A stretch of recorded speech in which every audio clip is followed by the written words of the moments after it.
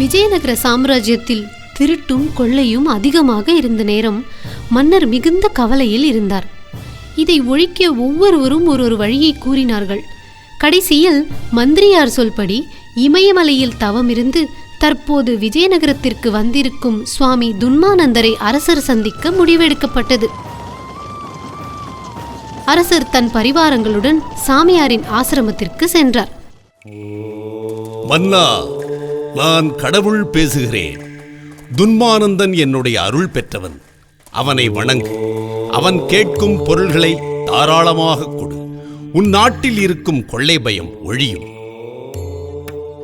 குரலை கேட்டு தெனாலிராமன் சந்தேகத்தோடு அந்த தியான அறையை நோக்கினார். மன்னர் திகைத்து நிற்கையில் தியான அறையிலிருந்து தெனாலிராமன் ஒரு திருடனை பிடித்து இழுத்து வந்தார். மன்னா, தியான அறையிலிருந்து அசரீரியாக குரல் கொடுத்தவன் இவன்தான். அரசே, என்ன மன்னிச்சிருங்க. நான் பணத்துக்கு ஆசைப்பட்டு இந்த மாதிரி பண்ணிட்டேன்.